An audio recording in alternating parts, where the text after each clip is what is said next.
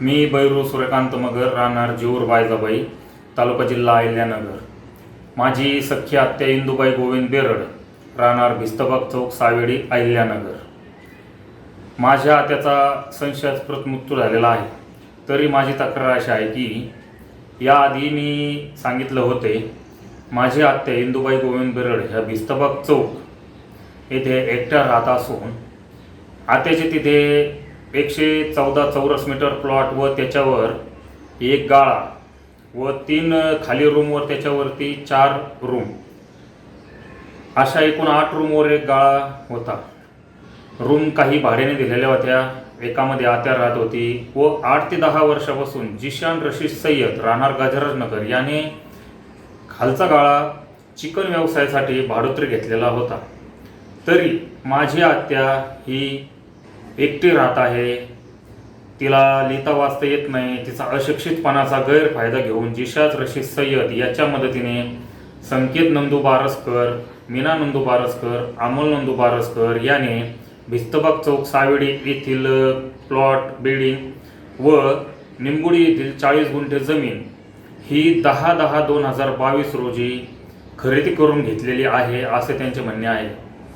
तरी 10/10/2022 रोजी माझे वडील सूर्यकांत रामकृष्ण मगर हे जेऊर येथे मयत झालेले असताना त्याबाबतची कल्पना आम्ही जिशान रशीद सय्यद याला सकाळी दिलेली होती.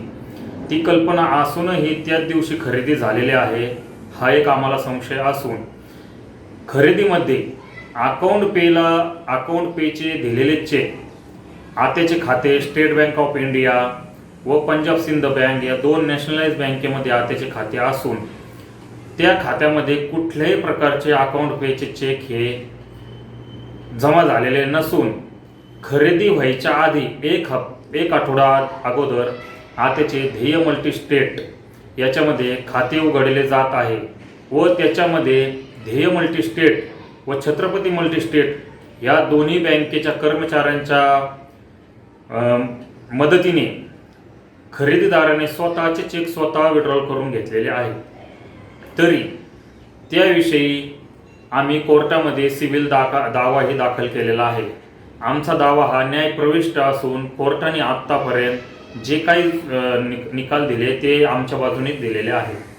तरीही 420चा गुन्हा आम्ही गेली 2 वर्षापासून प्रयत्न करून कोतवाली पोलीस स्टेशनने न नोंदवता आम्हाला सांगण्यात आले की फसवणुकीचा गुन्हा व ध्येय मल्टीस्टेट बँक ही तोफखाना पोलीस स्टेशनच्या अंदर हद्दीमध्ये येत आहे, तरी तुम्ही तो गुन्हा तिकडे नोंदवा.